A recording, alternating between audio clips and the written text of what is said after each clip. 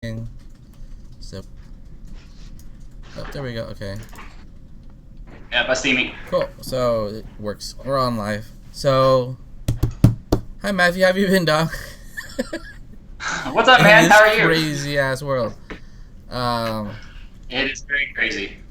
I guess we're lucky that we can actually work from home. Like, we're just lucky, I guess, but we can continue making money Dude, so lucky. I'm so thankful that I was already set up for this and that I've been doing this for several years. forever, as Cause long as I known you. yeah, like, and I'm a hermit. You know me. I'm a hermit too. So like, not a lot has changed for me except like cleaning procedures when I come and Yeah, it's go. like all right, jump in the shower, do a wash, walk around in booties, get in the spray booth. Have you built a spray booth yet? Yeah. I'm not there yet. It's funny. I was thinking about it before we went on live. You're the last person I hung out with. Oh wow.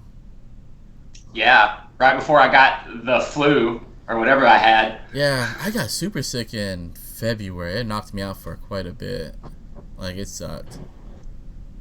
Yeah, I was down for. I lost 2 whole weeks of work. It took me like 17 days to get back No. to like Yeah, that's yeah. normal. It took a while for me too. That sucked. I was able to like work, Yeah, and we had a work from home procedure at my workplace anyway, so it wasn't so bad. that's nice. Yeah, it was an emergency. Like this one was like, let's get the whole team on, and they wouldn't do it for the longest time, and then within a day, so it was like five of us in a room with laptops in front of us, and the guy behind us was like, all right, everybody log into here, and now plug this in and plug that in, use this email and that. I was like, all right, and we just got all our computers set up so we can rock from home. So it's not so bad. Yeah, Nice. it was It's kind quick. of amazing. It's kind of amazing how quickly everybody was able to suddenly work from home. Like suddenly those meetings can be Yeah, for emails. real. Suddenly, It's funny too. I don't know about you, but I've seen some other people comment about it, and I know it's true for me. But like the tone of my communications has you have changed, to. even with Yeah. clients. Oh, really? Yeah, like it's just much more or much less formal, much more friendly, much more like, are you okay? How are you doing? Like, do you need It's a anything? real moment of like, all right, so what we do isn't that important. Exactly. Like we're designing stuff and making art. We're not saving the world Yeah, here. I remember in college, my professor told me we make stuff that people throw away, and it's our job Yeah. to slow down this thing. They're like, oh, that's neat, then trash, not like oh, and then in the trash. We're supposed to catch that moment, and it moves on. It makes a lot of sense. And he was like, you're gonna make mistakes. Something's gonna be bad, but just keep moving. It doesn't mean Yeah, it's all very ethereal yeah. or ephemeral. Ephemeral, I think, is the right word. Kind of exists in a world that doesn't really exist. So we've Yeah. been like it. It's good though. Like we're actually very lucky, I think, especially in terms of like we all have access to the internet, or at least most of us Yeah, do. well, that's our Uh, luckily it's it's our easy to keep in industry. touch. Our industry is that way. Well, even like layman's, like if you have a MacBook, you have a Yeah, webcam, nowadays so you easy. talk to your friends, and yeah, Honestly, you have your phone if you get the right setup. yeah, that's true. Yeah, I had that. I had the issue too of prepping for this. I was like, what the hell are we going to talk about? Like, you can't just like ignore the elephant in the room. Yeah, How do we start off like, hey, how's it going? Like, it goes yeah, right. Well, it goes right into it because now we're talking about like we're deep into it. I've been this is my second week home. My first week was terrible. I had set up like a mental schedule for myself using work, like the drive to work, the an hour in, and then I do this, then I do that, and being home that's just smart. like wrecked me for like half a week. I can't like this is not good. So I've got myself kind of on a schedule. I tried it out yesterday and today. It's been working. Just kind of mimic work a little better best I can because I was like, all Nice. right, now we're here. Because I was like, maybe it's just for the week. I can just power through the week. It's luckily a fairly simple week. I don't have to worry too much. And then the word came in. I was like, oh no, for until April 3rd. I'm like, all right, so I'm here for a while. Yeah, I've got a strong suspicion it's going to be way past April 3rd too. Yeah. So next step is food's been good. How like so Did your work from home methodology change at all between before and now? Like, No, not okay, really. so you have like a system down that worked out pretty well, so it doesn't really affect your day to day or easily. No, honestly, like as the news has escalated, I got off my normal schedule pretty badly. Okay. Because I do that when like bad things happen in the news. I'm one of those people that can't Yeah. not keep up with the news. And honestly, when the shelter in place order rumors started coming around, I was like, okay, I'm gonna take like 2 days and prep and like go get some groceries, make sure everything's done, make sure all my errands are done, so I don't have to leave. So we put everything into like one day, did it Okay. all. Um, and yeah, honestly, yesterday was the first day that I've actually been back on my quote unquote normal schedule. Yeah, it took a while. Like, it's craziness. I Yeah, went to the grocery store because at first, like, all right, we're at this level. We probably need to go get this, and it's like, oh, they escalated it. Well, now I gotta go get this, and like, oh, they escalated again. So now I need this. Uh exactly that. And like now, I've got like a Instacart order that's supposed to come tomorrow, and it might or might not show yeah. up. Like who knows? I have to go out and get it. Um, but yeah, I don't make a big deal of it, but technically I'm one of those immunocompromised people Oh yeah. that may have complications if I get this because I had chronic bronchitis as a kid. So I'm real prone to getting bronchitis, and bronchitis can turn into pneumonia really easily. Man, that's Um, good. You've been working from so home, man. When I was at my old place, this is the best time to talk about a corporate thing that says that open office is terrible. Like, dude, open offices are the worst. it was so like The worst. I was in kind of an open office my last joint. Like, cause we had a lot of desks for open office, but there wasn't many of us in the room, so we all had like a corner of the room, so it wasn't so bad. But the other office had the project people and the sales people, and it was a nightmare sometimes. They'd be like talking smack, and like they're right there, and like they hear everything. It's, oh my god. So yeah, now open Yeah, office is cubes rule. Like, just everybody has their own space, but maybe have like communal yeah. Everyone spaces, deserves their own space, honestly. and have like, especially for a designer, a small space to work in, and then a communal space to like brainstorm and collab in. That, because you just need your alone time to like think. Because I remember seeing a cartoon that said a guy was working on programming and it got complicated, and then a guy walked through the thought balloon, and then it all went away. He's like, "Hey, you get my email?" I was like, "Yeah." And also I'm like, "All right, where was I? What was I doing?" Because I come back to my Photoshop or my InDesign. I'm like, "What was I doing?" It's like, "Oh no." Yeah, It's, it's that flow state that you get yeah, into. That's what I call it. Yeah, and it's real easy to break that. And honestly, that's what like all the studies they've done have shown is that open offices are great for communication and they're horrible for yeah. productivity. It's just terrible. But yeah, the flow. What's his name talks about it? Hardy, Matt Hardy. No, Dan Hardy. There you go. There you go. Yeah, a lot of people talk about it. It's become like a common topic, which I'm glad for. It applies to a lot of That's kind of things. the problem.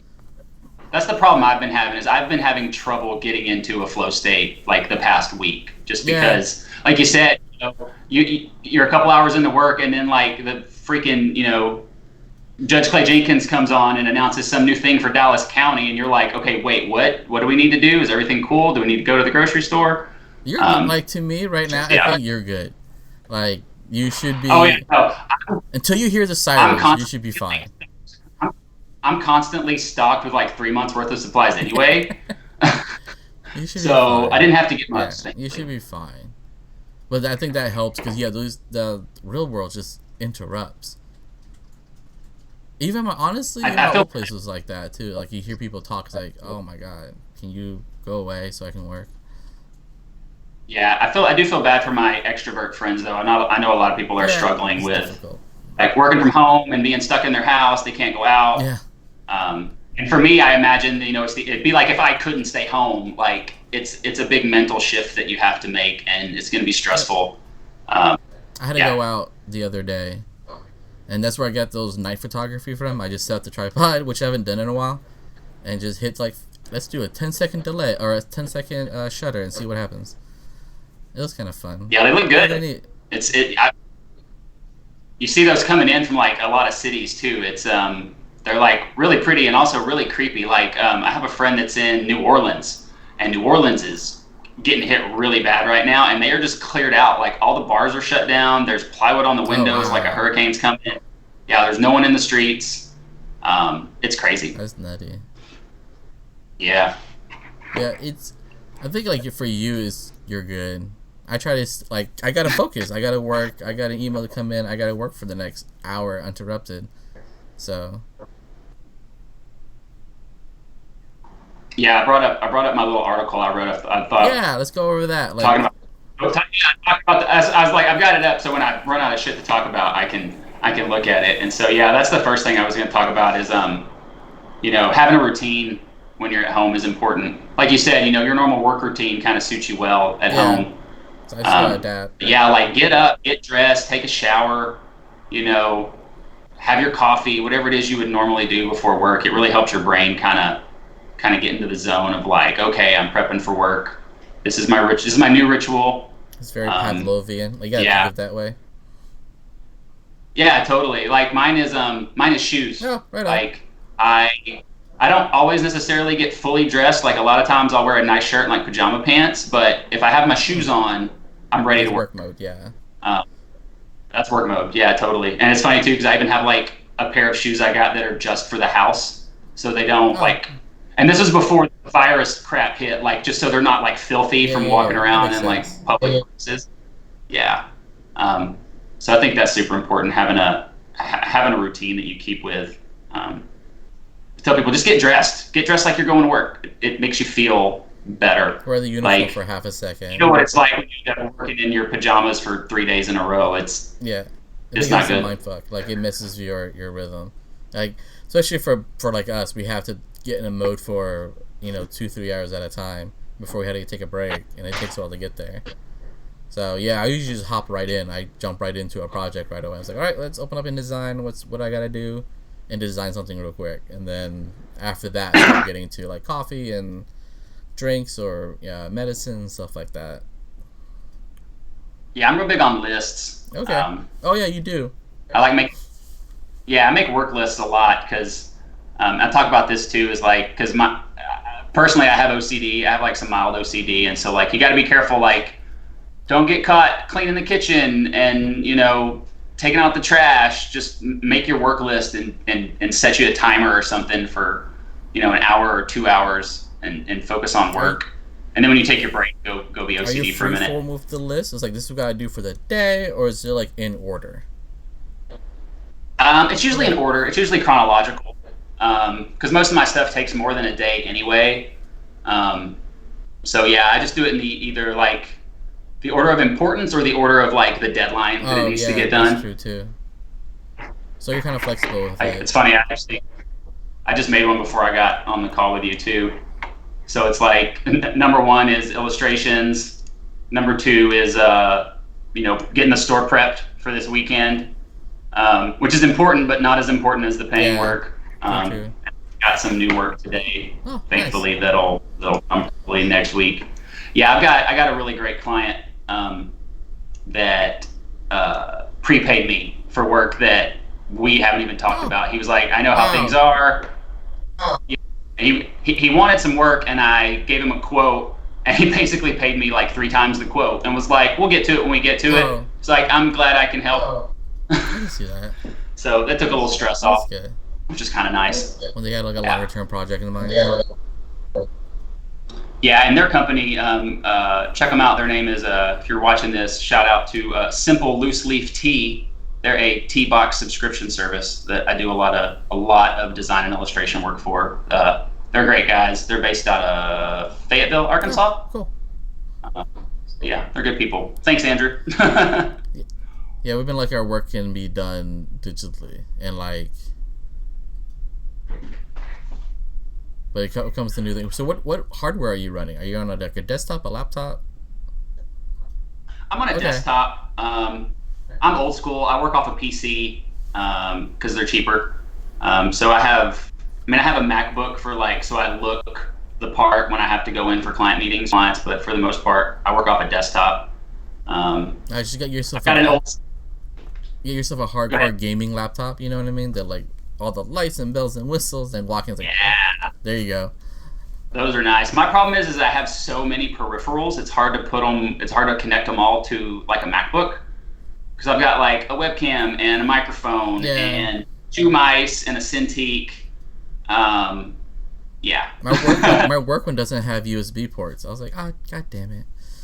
Oh, that sucks. See, my problem is I'm running a really old Cintiq, and it's got like the old HDMI Yeah. connector. Like that won't hook up to a laptop.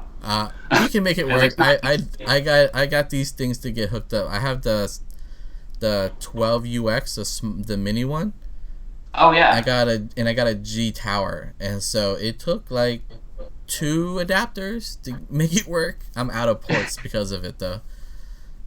Yeah, that I've got a box full for when I need to switch because there was a hot minute where my tower was down and I had to work off my MacBook, right and that was a little frustrating for me. Yeah.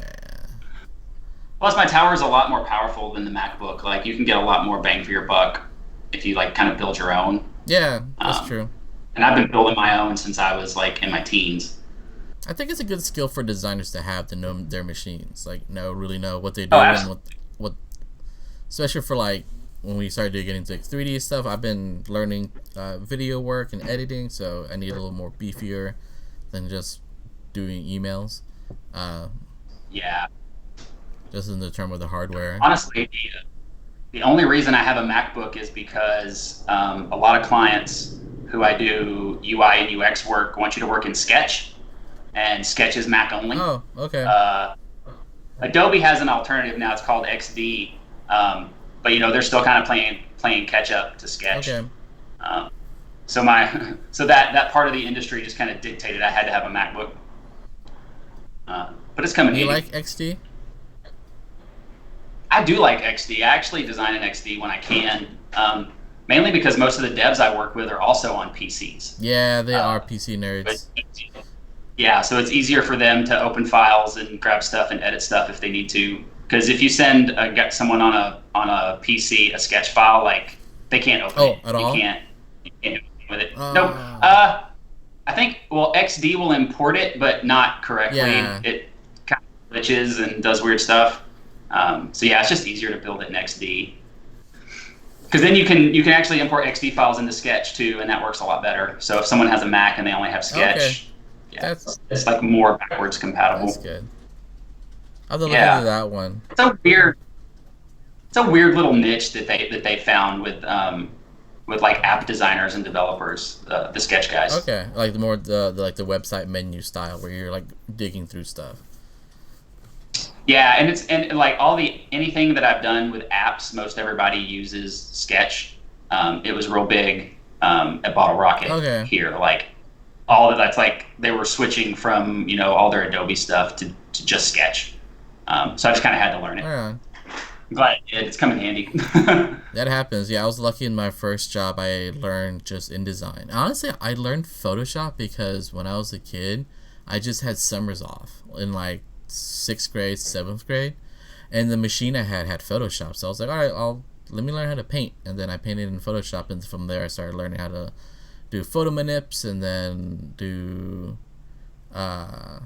started doing some designs, and then I learned. Once you learn one of it, the rest should be pretty. The learning curve isn't so bad. You started on InDesign though? No, I started in Photoshop, and now I'm mostly it switches depending on what I need. Honestly, it's like, do I need to make?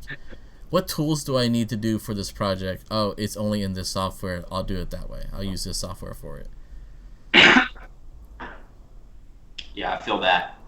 I have to keep a full Adobe subscription because I never know what the hell I'm gonna need for a project. It's been awesome. I learned how to make websites. I learned how to make animations. Like I have the software. I'll just download it, watch a tutorial out over like a day or two, and then do simple things. And then from simple things, learn more complicated things. Yeah, my favorite was getting Premiere and being able to do like real video editing instead of like Windows Movie Maker. You can like do it in an actual program. Yeah, there's just more to it. I like it. Yeah, it's been fun though. That's like my hobby now is like the video stuff that I put up on YouTube. Like since art and design became work, now the video is like the fun stuff. Oh yeah, I have that too. I which is weird because I'm completely and totally uncomfortable on camera. Like I'm sweating like Oh a pig right no. now.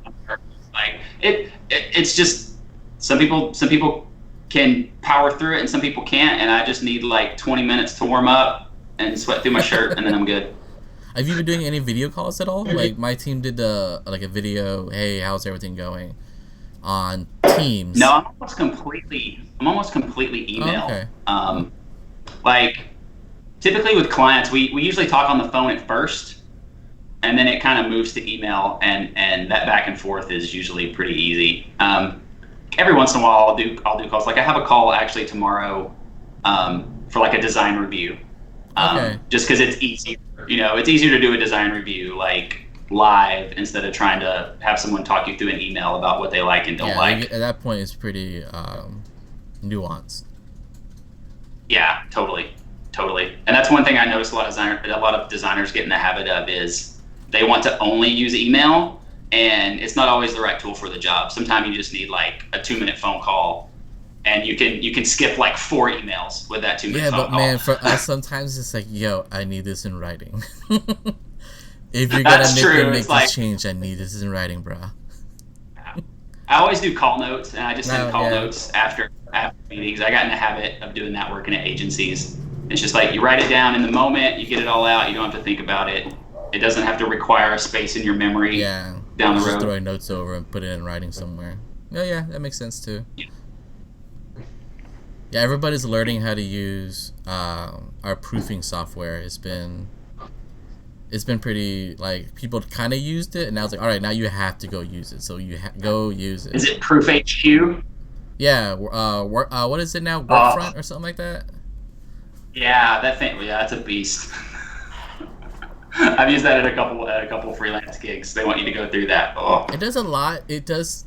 It doesn't do everything I would like it to do, but it's not bad. What other software, like telemarketing software, have you used? Like every. that's really about it. Like I don't do a lot of face to Okay. face stuff. It's usually just phone calls or emails. Like I said, like I had to install Skype to do this because I only have Open Broadcaster because usually I just stream, and so it's one way. You don't have to worry Calling about in and stuff. kind of, Yeah. yeah, like you might be looking at like a chat or something, but there's no other person to interact with. It's funny too because I keep looking at the chat in YouTube just out of habit. So you're pretty. You've gotten pretty big in like working out. How's that? Has that changed at all too much? Are you doing more of it, less of it? Just substituting it? I'm doing more of it actually. For the longest time I just did yoga, just like that was my maintenance thing. Like it's real good if you sit all day and you're sedentary. Like it's good to stretch. It's good to like use your body. That's part of my little notes here. Yeah. So, you know, when you don't use your body for a long period of time, like you'd be amazed at how shitty you feel and you don't realize it. Um, so yeah, but this year I decided to try to get into weights. Oh, Um, yeah, because I am a man of a certain age. I'm gonna hit 40 this summer, and weights are a real good way to like keep your testosterone levels up and just stay in shape, keep muscle mass. So I actually bought a set of kettlebells, nice. and I've been teaching myself how to work out with kettlebells. YouTube, right? All the way. Yeah, pretty much. Yeah, like there's no sense in paying for that kind of Yeah, instruction. very basic. Like at least not first. Like you can teach yourself the basics at first, and then if you need to, you can like pay a trainer Yeah, just to or fix all or of buy it. a program. Yeah. Yeah, but like I mean, it took me a month just to kind of get the basics of how to use it and to like get a routine down that I'm comfortable with, and like instead of having someone check me, like I record my workouts and Oh, then like look at my form, and so I know what I'm doing yeah, wrong. just compare it to the video because they do it right. Yeah, exactly. And like I'm horrible at keeping my back straight, so that's always my thing now. Is like you got to keep that back straight so you don't hurt yourself, so you get the right workout. It's helped a lot with my posture too. I was starting to have lower back pain, and it's helped a whole lot with that for sure. That's good. Yeah, I need to get a. Now that I'm here for a bit, I gotta figure out where I can get set up because my desk is more made for a desktop versus a laptop. So I gotta find a laptop setup somewhere. I've been moving around the house, just like I'll be at my desk for a bit, I'll be at the little table for a bit, um, just all over. Yeah, I've got a couple workstations where I can like move to if I need to, depending on what I'm doing. Like I'm kind of stuck at the PC a lot of the times, but like if I'm doing art, I can like set up at the drafting table, or I can go in the living room and sit on the couch, which is kind of nice. That's been like, I remember reading about an art director who would do things like, hey, if you this is due on Thursday, if you can be it done on by Tuesday, well, you can have Wednesday off. And Oh hell yeah! just kind of he just like, creatives are different. How to run them is each one's kind of individual. Absolutely. Some people work certain ways. Some people are just deadline driven.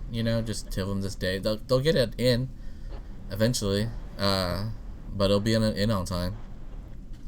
See, I would have really liked that art director. I'm real big on like small rewards for being done early and stuff, especially time off, because being a creative, there's always like something of yours that you'd like a day to work on, and if you have to crunch 2 days to be done early and then have a whole day to yourself, like it's worth it. Because people get burned out real fast on that kind of stuff. You're grinding really hard. Weekends. Yeah. That's why I actually stopped working from home at my workplace because I didn't like it in my house. Because my previous job was like in my house all the time. I was like, I don't like this anymore. I like leaving work as a physical place and just walking away. So that was part of getting over that too. Yeah, it's hard to do it if you can't plan for it. But I always tell people, if there's any way possible, have a separate room to work from home. Yep. For the longest time, I did the like working out of your living room kind of thing. Like you've got like a 1-bedroom apartment, and you just kind of set up where you can, and it always feels like you're working. There's no separation. And now the last couple places I've had an office, and so like this place, like I can close the door and go into my bedroom or the living room, and like I don't have to screw with the office at all if I don't want to. That's key too. Super healthy to do. Like as someone who burned myself out several times, it's really important to walk away. Have a disconnect between the two. Yeah, you got to be able to walk away. And plus, it's nice too. Like it helps me with the ritual thing, because like my ritual is I get up, I check the news, I check my social media, like while I'm having coffee, and then I get dressed and then I go to work. And like it all happens in the same place, but there's a definite order to how I do it. That makes sense. Yeah, and I'm a night owl too, so I usually do like a work session, and then I take a super long break, and I like eat, and I walk my dog. Waste time on social media, waste time watching YouTube videos, whatever I'm doing. Got to run errands or whatever, and then I'll usually do like a night shift too, because I don't crash till 2 or 3 a.m. most nights. Yeah, unfortunately, I have to check in the same time every day. So I got to keep the morning schedule, which it took a while. I got used to it. I can do it. I just got to be diligent about other things. Yeah, a lot of maintenance that goes into it. Yeah, because naturally I just sleep all day, work all night. Yep. That's like the natural artist cycle for a lot of us, I think. Yeah, it's weird. Some people are morning people I've met. I remember my professor, I swear to God, this intro to design class was at 8 a.m. on purpose. Just to weed people out. That's fair. I know. The class started full, and by the time we got through with it, it was maybe down to a third.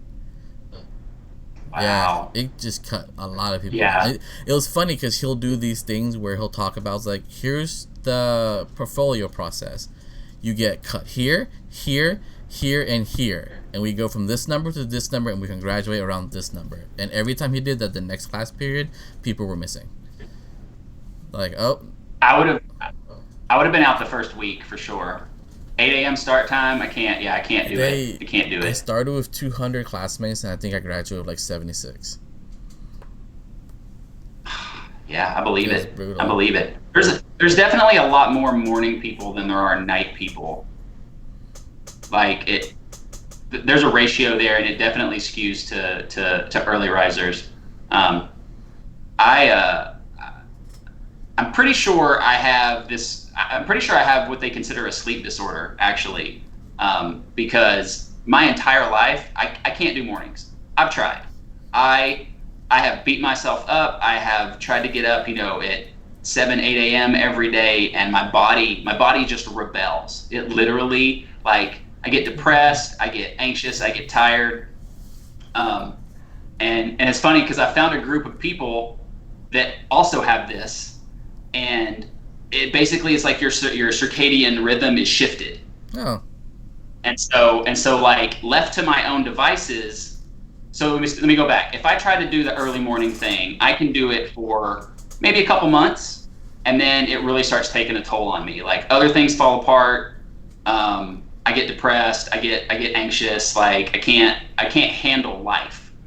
But if I'm left to my own devices, I will go to bed at 3 a.m. and I'll get up at 10 a.m. and I'll feel great. Mm-hmm. Like right now I'm great. Like on my own schedule, I'm great. I can work out, I can get all my work done, but I can't get up before 10 and I don't get sleepy before 2. It's just the way I work. And there's studies and stuff people can read if they want to, but it's basically like we're the people who used to keep night watch back when we were hunter-gatherers. Okay. Like there's always been a small subset of the population that their schedules are just backwards. Yeah, there's nocturnal creatures in nature. Evolutionarily for all kinds of things. And now it works against us because most of society, they just consider you lazy if you can't get up early. It's not, it's a willpower thing. It's a mind over matter thing. But for some people, it's not. It's literally our bodies just scream at us to get on that later schedule. It works out. So finding that honestly has helped a lot. Like I've just embraced it and been like, you know what, screw it. If anyone asks, I just straight up tell them. I'm just like, hey, I have a sleep disorder. My circadian rhythm is moved. Don't contact me before 10 a.m. If you want to call me at midnight, feel free. You get work done. Because once you figure it out, you can schedule your life around it and schedule your work around it. And that's the other thing. Like, I've been using my Google Calendar for everything. Like, it's lit up like a Christmas tree, but it helps me keep track of everything. It's been amazing. We have so many shows, which is not anymore, but we had so many shows. And now they're all going to stack on top of each other over the summer. Yeah, and honestly, I don't see that. I see them getting moved too, kind of depending on how things go. Because at a certain point, a convention is very regional, but certain shows are national. Like they competing nationally with each other. And then a bunch of them are going to run in a row on the same weekends. Like, this is going to get dicey. Fan Expo and Heroes is a great example because Fan Expo Dallas is a big show for us here. It's the biggest show in North Texas. But Heroes is also a giant national show. It's like the artist, show. Someone, what he described it as? He called it a collector show. Yeah, that makes sense. That's what they're looking at it. They're looking for unique items. They're not looking. If you're coming with a gang load of prints, they're not interested. Yeah, they're looking for and it also seems like a show that artists love, especially like the more established artists. Like it's not a pop culture show. It's a comic artist show. Someone described one of the artists there as like, if you're just a comic fan, you may not like their work, but if you're an art fan, you will love their work. Like. Some people are fans of people because of the comic side of it, not just the art side of it. Yeah, but now, Fan Expo and Heroes are the same weekend. It's gonna be the summer of cons. It's gonna be so dense, and people have to make choices. Lines are gonna get drawn. People are gonna absorb each other. I think that would be the smart move. Yeah. The realist in me says that they're going to get moved again. That's just me. Like I'm set up for the Fan Expo in June, but in the back of my head I'm thinking it's probably going to get moved out again depending on how everything pans out. Yeah, so I had to throw that Hail Mary and buy book the hotel and the plane ticket just to have it before it's. Just like I can do this price. Let's do it now. Lock it in before it gets any crazier, and we'll see what happens. Well, fingers crossed. I hope we can do it. Just the anxious part of my mind is like, be wary. How's your? And thankfully I don't depend on cons for most of my income, but most of our friends do. Like I know so many artists who cons is how they make their living, and like everything is pushed back and canceled, and it sucks. It just absolutely sucks. Yeah, that's one industry got decimated. I have connects in my old trade show partner, and I think they laid off a bunch of people. Yeah. It's been bad. The whole industry is just gone. I've had several friends get laid off this week. A lot last, like all my food service friends, all my friends who work in food service got laid off last week, and then this week it's kind of the more corporate jobs that are starting to lay off people. It's all the non-essentials. Are you hearing layoffs? I'm hearing like furlough. Yeah. Some layoffs, but mostly furlough. Some of them are getting laid off outright, which is actually good because then you can collect unemployment. But yeah, I've seen a lot of people actually who just get 0-houred, which means you're technically still an employee, but you're not on the schedule, and then you can't collect unemployment, which sounds like a dick move to Especially me. Now, that's rough. Yeah. That's unfortunate.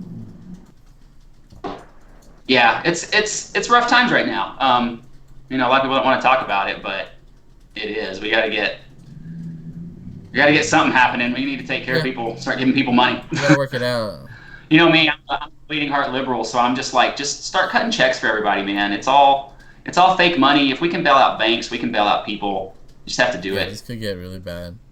So where have your freelance work been coming from? Like what industries has been man. It's kind of all over the place. Let me look at my board real quick. I mean, honestly, most of it is word of mouth at this point. Most of it is clients recommending other clients. Okay. So the industries don't necessarily line up. Like one of them, like my big clients right now, like one is a chiropractor that I'm doing like an illustrated technique book for. One is an old boss who is starting a series of podcasts. So I'm doing like illustrations and key art and logos for the podcast. Yeah. Another one that's popping up. Yeah, another one is a tea company. Like they need art, illustrations, packaging, design branding work, new companies, online companies. Yeah, like a logo redesign is what we talked about today actually. So like that's on the plate. And kind of like you, like I'm kind of a jack of all trades. You gotta be. So like some of my stuff is art, some of it's design, some of it's web, some of it's app, which thankfully lets me dip into all these different industries, and so if one like craters, it doesn't necessarily crater all the other ones. That's been good. Nice. I've been able to move around a little bit, staying mostly in the retail industry, doing catalogs and emails and such. Yeah, dude, you're catalog king. Your InDesign skills are really good, so it makes sense. When you jump on a national chain like JCPenney, it becomes what you are. It's been weird. That was the last print. Yeah, I remember being in school when the iPhone came out. And it's like, oh, this is going to change everything? Okay, and then it did. That's funny because the year the iPhone came out was the first year I started freelancing. Oh, wow. I remember that because I was like, because it was like $600 when it came out, and I was like, I'm going to invest in an iPhone. It's going to be my laptop. Yeah, I'm glad I did that. Early adopter for life. They paved the road for the longest time. How things are supposed to be done, how things are going to be done. They did until Steve Jobs died. Well, he had a plan. It's I think it happened to another company where the visionary stepped down, and so whoever took over afterwards was more of a maintenance person. I'm gonna maintain this company and just have a steady 5%, 2% raise every year, and then but at a certain point they'll start to plateau out. I've seen it happen multiple times in multiple companies. Now I think about it. Yeah. It's the Elon Musk setup. It's like, yeah, they're often like tyrants, but they also have a vision and they get stuff done because it's like a singular focus. And I feel like that was Apple under Steve Jobs there at the end. Yeah. But now, everything else is kind of caught up. Like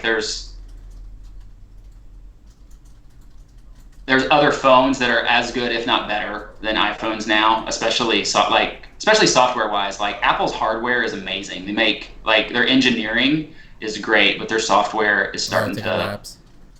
not be my favorite anymore. Yeah, the platforms are changing. Like now, for me, it's all online stuff anyway. So it's just JPEGs and PNGs. Hasn't really changed any of my. The platform hasn't really changed any of my workflow. But they've been. I need to get some more data on that. I've been curious. How many people are doing online, desktop, mobile, tablet, Mobile's maybe. definitely the majority now because Right? I remember because it was a few years ago when it flipped when they finally hit 50% and then over, and so like that's one thing I do in anytime I do websites or apps, like it's all mobile first now because Yeah, I gotta seven out learn of ten that. people get your website on a phone, not a desktop. Yeah, my workplace is print first, so it's been interesting. Yeah, print's still going strong, believe it or not. Yeah, Yeah, at least. unless you're in the comic books. Did you hear the news about Diamond? Yeah, I heard about that. I, I don't know. Yeah, I'm worried for comics, man. That's my first love, and you It know, just changes. It's online. Like, and it's going to have to be for the foreseeable future and we because have we have Kickstarters, we have Patreons, we have all sorts of stuff. Like everything things just like needs to tunes change. too. Yeah, like the pure online format. It's all there. It needs to Yeah, change. I think the direct market is going to be very different, if not gone, after this is all over, and it's going to be either digital distribution or like individual distribution. But we've talked about this in the past too. That's what's bad about having a monopoly on distribution like Diamond had, because one company goes under and your whole industry goes under. Yeah, it was. I always felt there are a lot of smoke and mirrors involved in the industry. It's just nothing's clear cut. I wonder. Nah. There's Say no. it. There's just different models of way of doing it. You know what I mean? It just gotta Yeah. change. We'll see what happens. Maybe Marvel will just go back to putting out single stories. This is a great, amazing time to reboot and just reshuffle everything. They're Yeah, I'm waiting. I'm interested to see what like Marvel and DC do because I see it from like the artist perspective, especially like on Twitter and Facebook. I'm friends with a lot of comic artists and like letterers and colorists and stuff, and they don't have a say over what happens next. yeah. Like even guys, even like Image is probably a little too small to have a huge impact on that market, but it's going to be up to Marvel and DC to decide like what do we do for distribution with Diamond gone? Do we do anything? They have platforms Do we let already. it die? Do we start our own? I guess. I'm hoping it shakes out for the I better. guess at the end of the day, it's gonna take a number person looking at sales and potential sales and what that actually means. They're gonna. It's gonna trim the fat no matter what. I think it's been. I think we're still bloated from the Yeah, '90s quite a bit, a little bit. so that's gonna change. Whatever. It's such a volatile industry to be in too. That's one of the reasons I stopped pursuing a career in comics is because it's like you have to be really good if you want to make money and not just do it, because like how many people do we know that do comics for the love of it and they skate by, and that's got to be so it's got to wear on you after a while. At least I know it did me. Um, The system isn't there for like yeah, how they treat it here and over other places. I look at the Japanese model and how they release books. It's still black and white. They do those phone books size collections, and then whatever one does well, they put into a collection by themselves. The chapters, like as a serial, like a super, and there is team based. It's not one person doing everything. They have background people, hmm special effects people, lettering. Some be like, all right, you do all the modeling, and I'll do all this. It's pretty complicated, but they're working on potential franchises. I think is how they look at it. Unless you're like a single solo, there's some solo people out there. They're amazing and they're gods. What do you know about like the manga distribution in places like Japan? How does that work? Hang on, hey sweetie,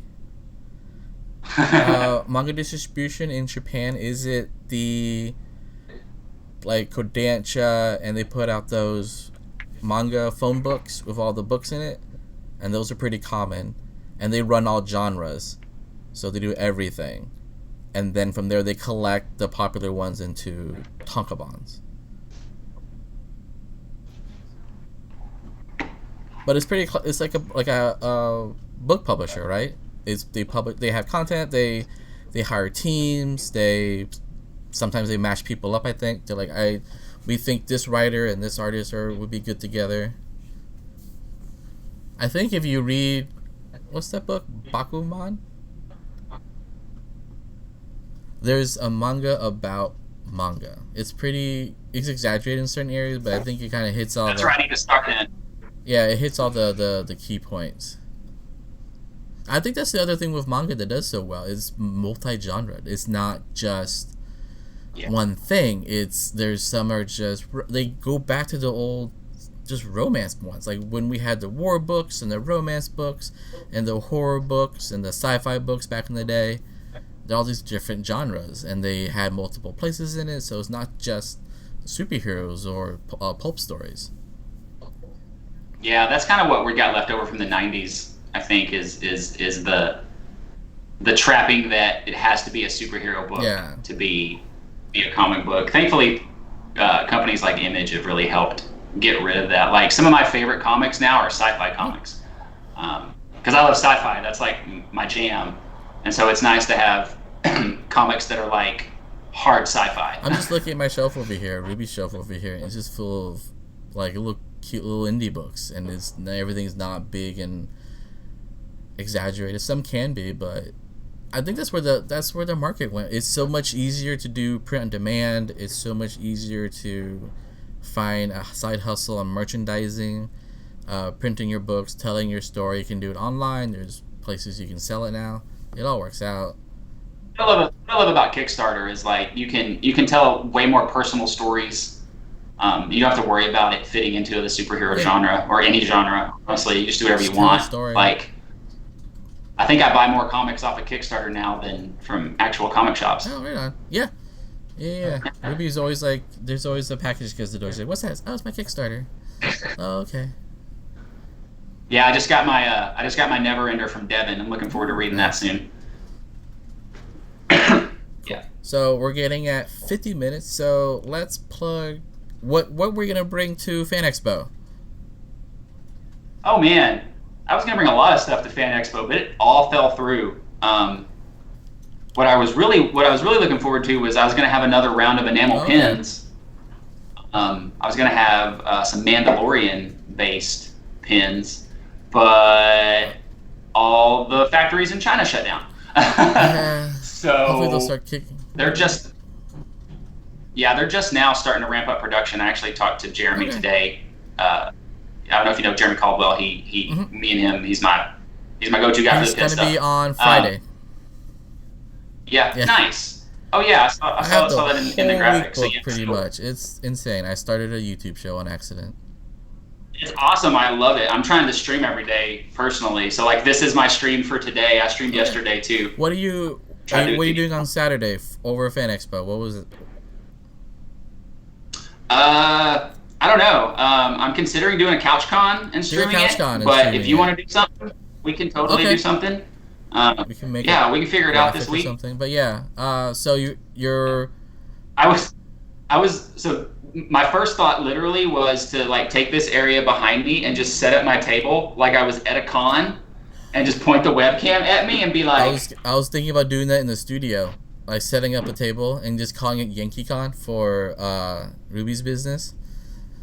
It's like, here. We should do that. We'll do like a split. We'll do like half the day on your stream, half the day on my stream. It'd be cool. Fun. We'll look into it. Maybe in the afternoon. If you're watching this and you were going to be at Fan Expo, contact one of us and maybe something. Yeah. So it's all about the seat of our pants now. It's kind of crazy. So your pins are probably starting up production again, so they'll be out soon-ish, right?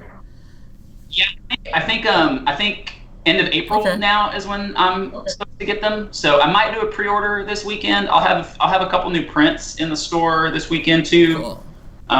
Plus all my original art and like comics I've done, and I've got some digital stuff. I've got PDFs and like wallpaper files. Oh yeah. Kind of the normal. Artofwarlick.com if you want to check it What out. was that again? Artofwarlick.com. Cool. That's a good place to go. I mean, come on, you came up with the name for me. It's the Art of Warlick.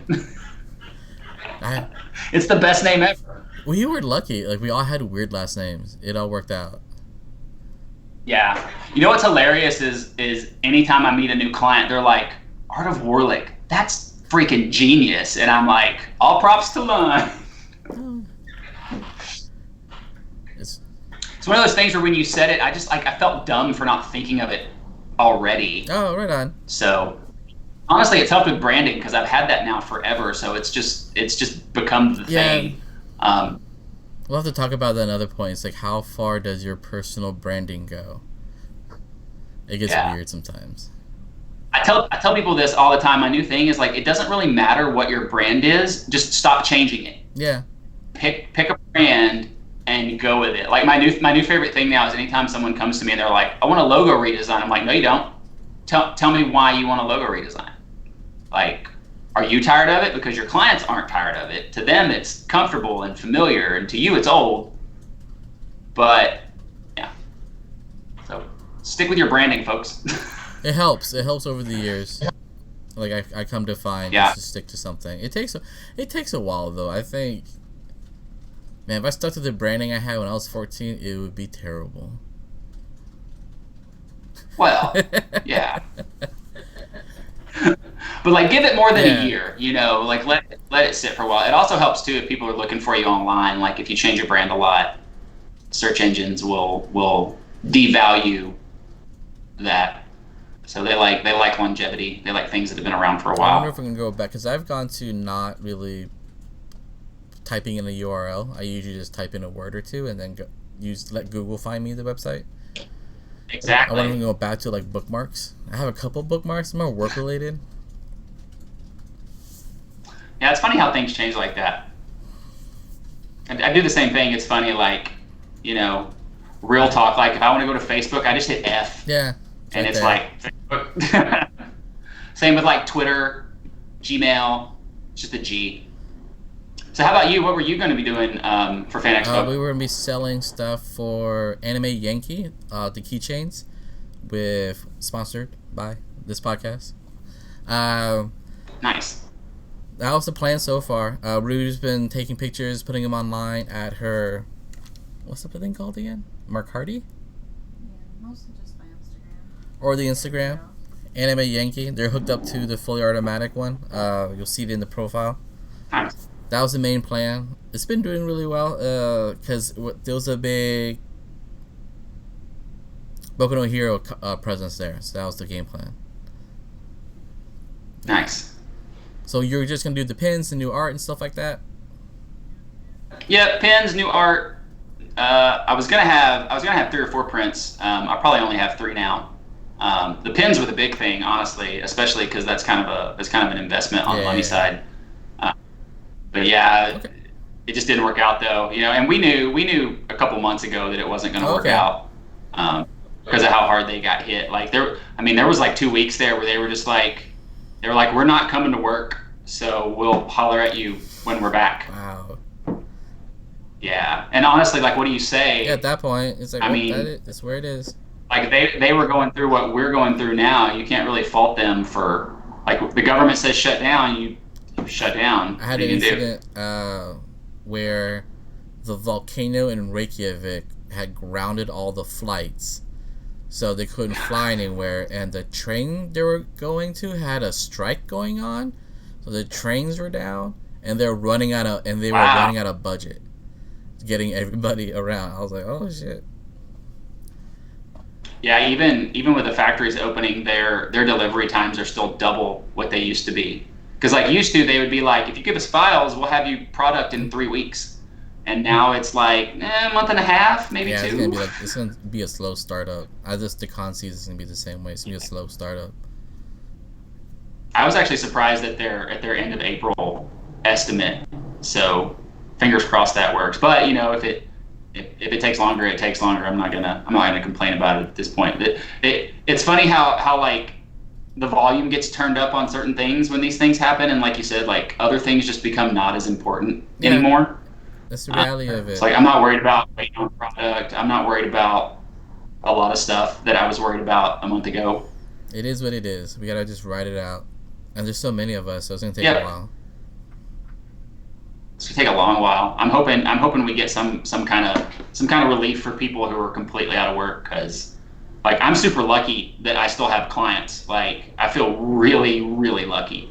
But yeah, so many of our friends, man, they're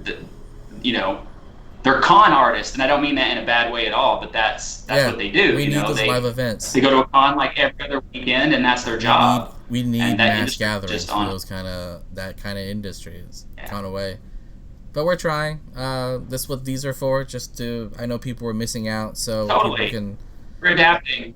We're doing it the best we can. You have an online store, and you're on Instagram, Twitter, right? Are you on the TikTok? Yeah, mostly Instagram, Twitter, and Facebook, the big three. Like I said, I'm just starting to stream this week, so like I've got a Twitch channel, but there's nothing on it yet. Just do it. So. I just set a time every day at 7:00. I'm doing something. So I just start a show. Just start a show an accident, and then see what sticks. That's the plan. I think I'm gonna start streaming my night shift. Is I think the plan. Okay. Cool. Yeah.